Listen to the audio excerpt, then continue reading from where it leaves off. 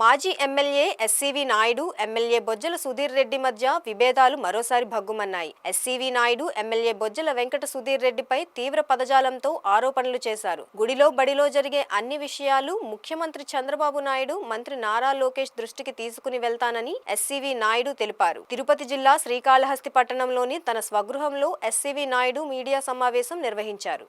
ఈ సందర్భంగా ఆయన మాట్లాడుతూ వైసీపీ మాజీ ఎమ్మెల్యే చెవిరెడ్డి భాస్కర్ రెడ్డితో ఎమ్మెల్యే సుధీర్ రెడ్డి కుమ్మక్కయ్యారని, రైతులకు అన్యాయం చేస్తున్నారని ఆరోపించారు. శ్రీకాళహస్తికి చెందిన కొందరు రైతులు తిరుపతిలో సర్వే నంబర్ 377లో సుమారు 17 ఎకరాల భూమిని శ్రీకాళహస్తికి చెందిన రైతులు కొన్నారని, ఆ భూములకు మాజీ ఎమ్మెల్యే చెవిరెడ్డి భాస్కర్ రెడ్డికి సంబంధం లేకున్నా స్థానిక ఎమ్మెల్యే వారితో లాలూచీ పడటం సమంజసమా అని ప్రశ్నించారు. బాధ్యత గల ఎమ్మెల్యేగా రైతుల పక్షాన ఆలోచించాల్సిన అవసరం ఉందని హితావు పలికారు. రైతులకు అన్యాయం జరిగితే తాను అండగా నిలబడతానని, ప్రతి విషయం మీడియా ముఖంగా తెలియజేస్తానని ఎస్సీవీ నాయుడు తెలిపారు.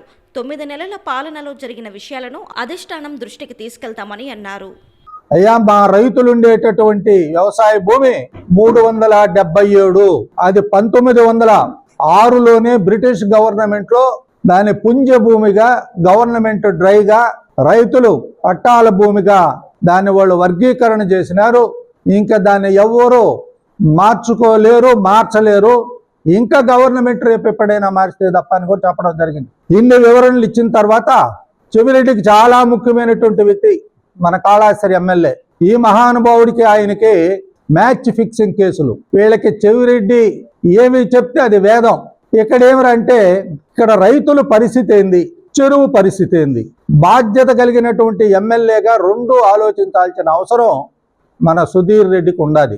ఒకవేళ నిజమైన అది చెరువు అయితే ఇదేంది, ఇది అన్యాయం అని అడగచ్చు, దాంట్లో తప్పే లేదు. లాజిక్. ఎందుకంటే వాళ్ళకి నష్టం చేయడం తప్ప వేరేది తెలియదు. ఇప్పుడు ఏం లాజిక్ అంటే, ఆ భూమి మొత్తం రామచంద్రారెడ్డిది. కొత్తగా మేము వైఎస్ఆర్ నుంచి తెలుగుదేశంలోకి వస్తే మాకు 10% కమిషన్ ఇచ్చి రామచంద్రారెడ్డికి సహాయం చేసేదానికి మేము ముందుండి ఈ విధంగా జగన్నాటకం ఆడుతున్నాము. అయ్యా, మేమెప్పుడు జగన్నాటకాలు ఆడి బ్రోకర్ పనులు చేసి మాకు రామచంద్రారెడ్డి ముసుగేసుకోవాల్సినటువంటి గత్యంతరం పట్టలేదు.